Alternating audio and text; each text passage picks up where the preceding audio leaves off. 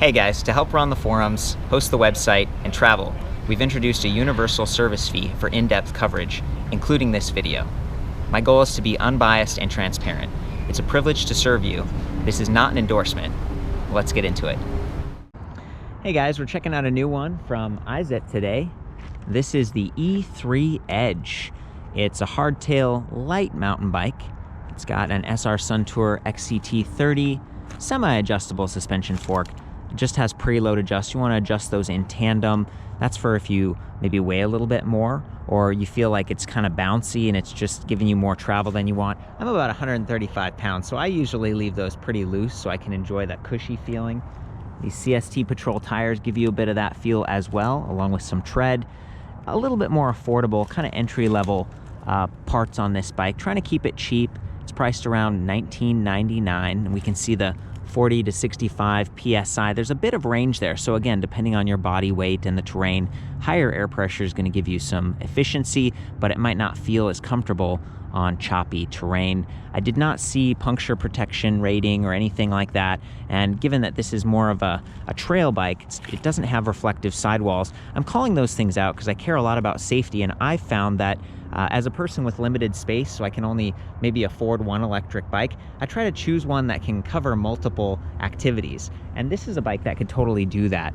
So the Edge gives you rear rack bosses. See those little threaded eyelets here? You could add a rack to this and you could use it for commuting throughout the week. There's even a threaded eyelet right there and up here for adding fenders. You could turn this into maybe a commuter and then add a light on your helmet or your backpack and enjoy it for utility through the week. And then on the weekend, get out there and maybe do some single track riding. Again, without full lockout, without rebound, and maybe thicker stanchions here. You know, these are fairly narrow. It's a little bit of a heavier fork.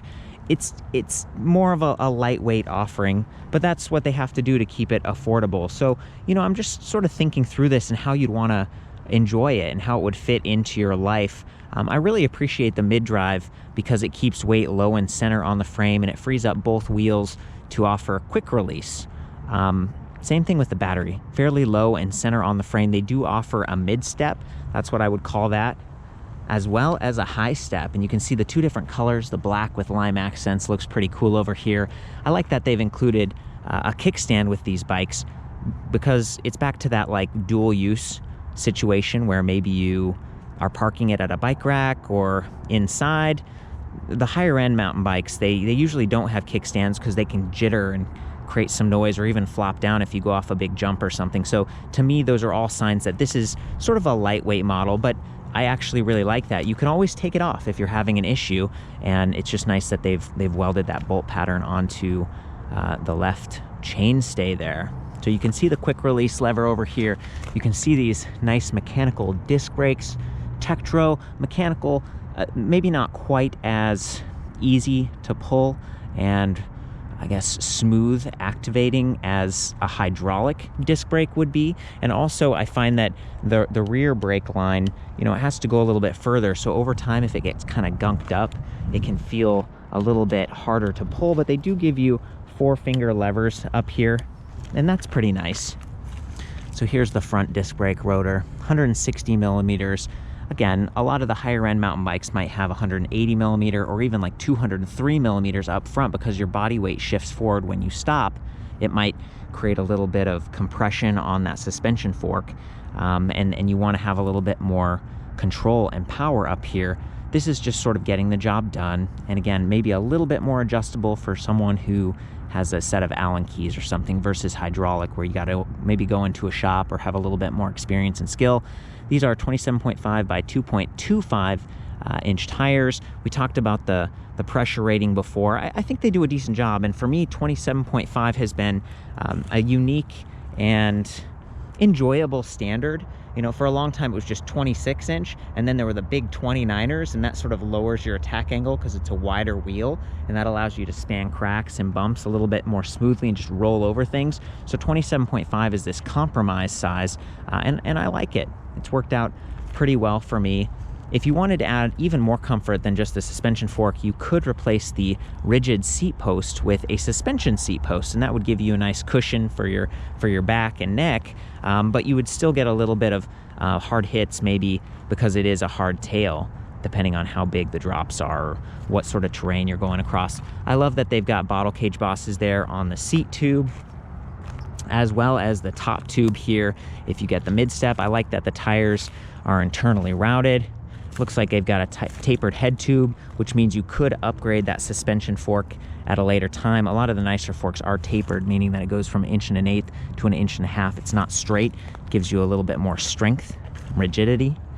And then right here we can see there's this extra wire, which is kind of unique. It's like, what is that for? I think it's actually for an optional throttle for this bike. So by default, it's pedal assist only, Class 1 electric bike, meaning that you're going to be allowed to ride it on more mountain bike trails, especially in California, which is where we're filming this right now. But if you get the twist throttle or maybe a trigger throttle, I think that's like an aftermarket part that IZIP dealers could get for you, maybe for 50 bucks. Then it becomes like a Class 2, and I believe, unfortunately, I haven't been able to test it out here, but I believe the way that throttle works is you've got to get the bike going up to like 6 miles per hour, and then the throttle will activate. I don't think it's one that will start from stop, and they might do that to help protect the mid-drive motor system here. So this is a Trans-X. This is the M16, and we actually got I'm going to go over to this one. I think we got the logo showing on the side.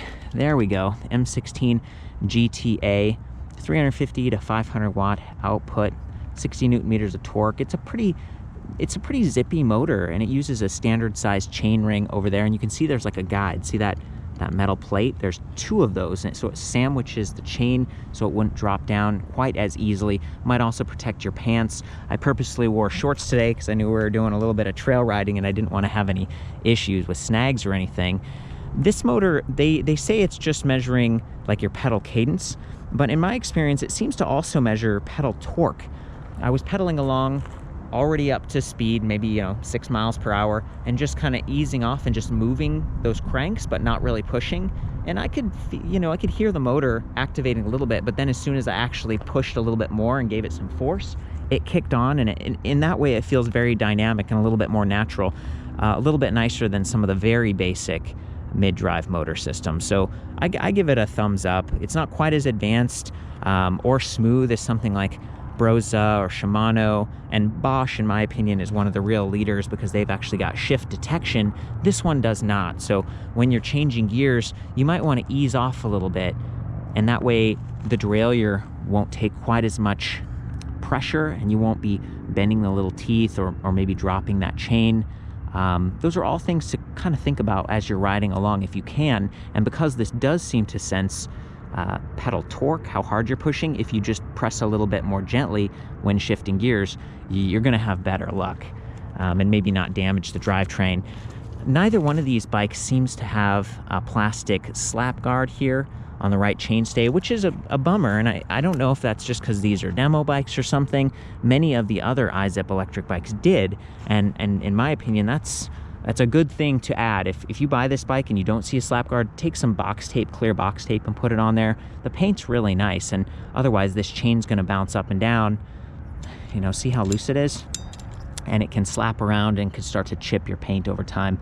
It's kind of a basic drivetrain. Shimano Altus, that's one step up from base level, 11 to 32. So you've got a decent range here on the cassette, but it's not the highest end drivetrain.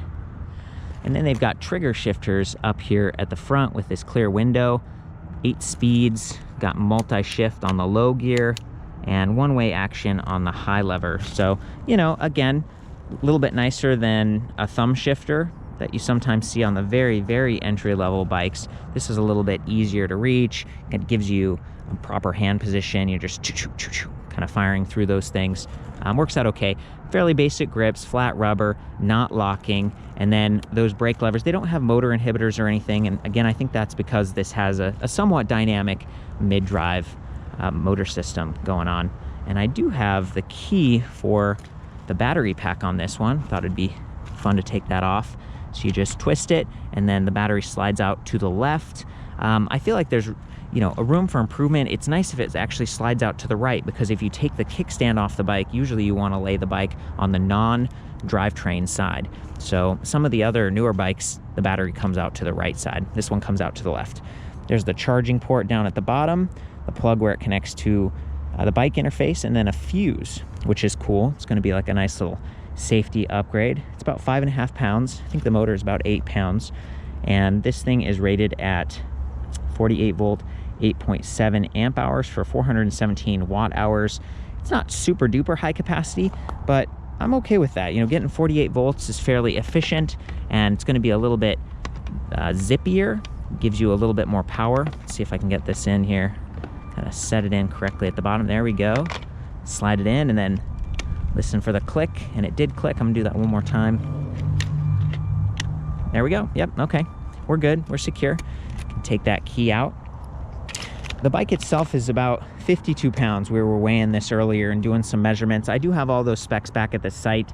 Part of the reason I go into such deep detail is because you may not have an opportunity to find one of these in the shop.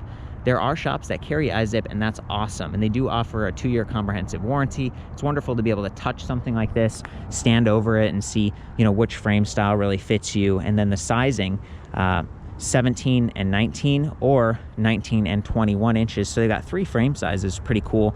Shops can help you with that, but they're also selling these direct online. So you might order it, have it shipped to you, and it's about 95% assembled, or they have a kind of a, I don't know if it's a partnership or just a working relationship with Beeline. That's a mobile bike repair service. So they can bring it to your house and set it up for you and help get you started. And that's a pretty nice feature. That's part of why they're able to offer these at the lower price point, $19.99. And as a final shout out here, I like that they've got these Wellgo aluminum alloy pedals, that they're fairly big, offers decent traction.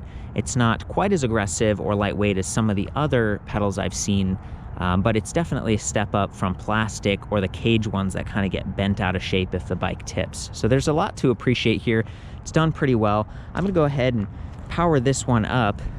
We press the power button there. The display starts to do a little dance. It comes to life. There are times where that power button isn't gonna work.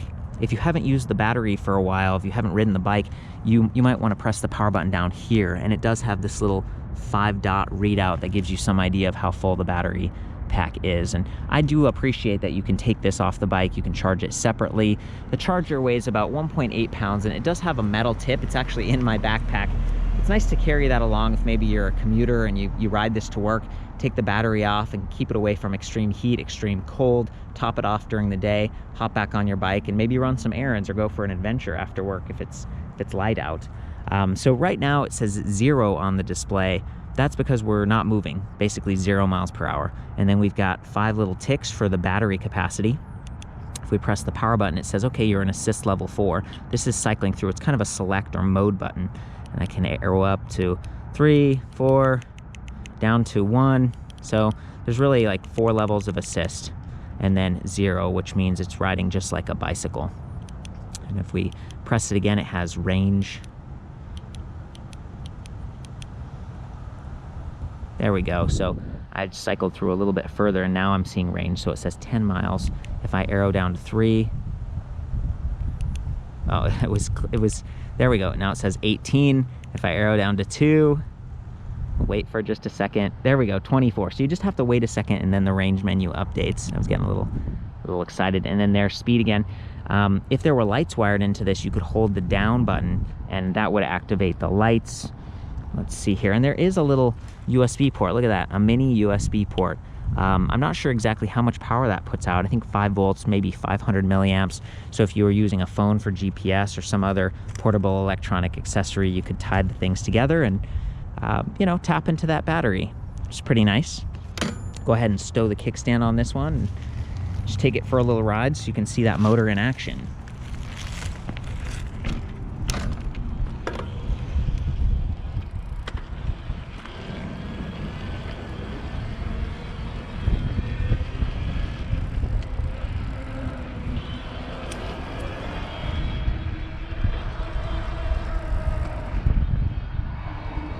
There we go. Feeling fairly stable here. Yep. And I'm really liking that suspension fork. Even though it's a little bit bouncy, you don't have rebound control, it does give you enough cushion that you can just ram into rocks or go over some bumpy stuff without taking a lot of force into your wrists and forearms. And then this is me pedaling really slow. And then as I start to really press, get a lot more power coming out of that thing. It works pretty well.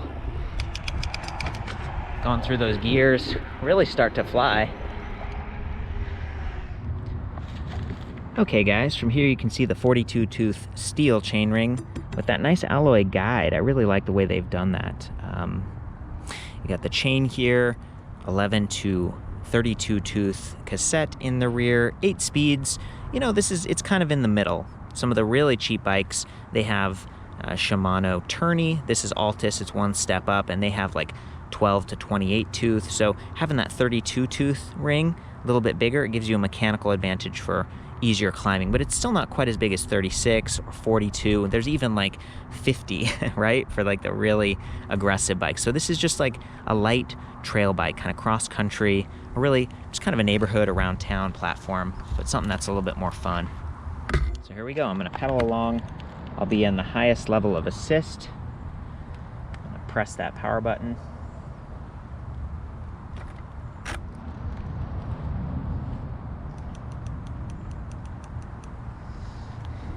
Here we go.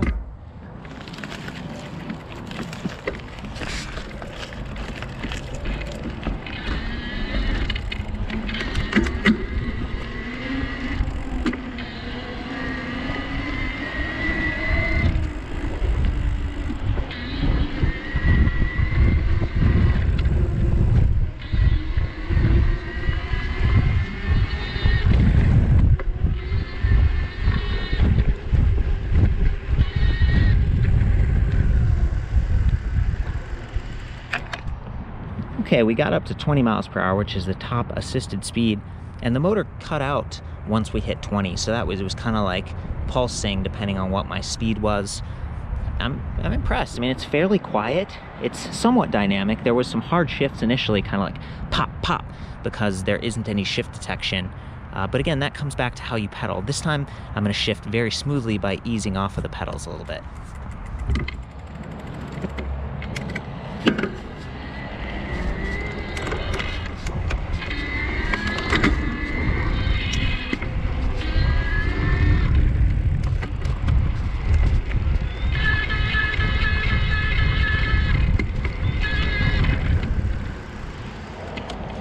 I could hear the motor making a little bit more noise because I was riding at higher cadence, right? And I think this motor cuts out probably around 100 or 110. It doesn't support quite as fast pedal rotations as something like Bosch or some of the newer Shimano, Yamaha, Broza. That's also one of the limitations. But since you don't have like a super low gear, you probably aren't going to be spinning quite as fast in most situations. It works out all right for what it is. And the motor's pretty capable. This puts out up to 68 Newton meters of torque. And I just ran back and got the charger. This is what it looks like. It's a little bit heavier at 1.8 pounds, 2 amps, so it's fairly quick power output. And then I believe it has that metal end point where, yeah, it looks like this is the right one, and that's cool because it's a little bit more tough. Like if it falls on the ground or something like that, a little bit more space. But if you've got that trunk bag, you could easily take it along with you or toss it in a backpack. You know, I think that's about it, you guys. That's the IZIP E3 Edge, a new one for 2019, really balancing value with kind of the fun, go anywhere performance. For the full written review, all the details, I'll see you back at ElectricBikeReview.com. Have fun out there, ride safe.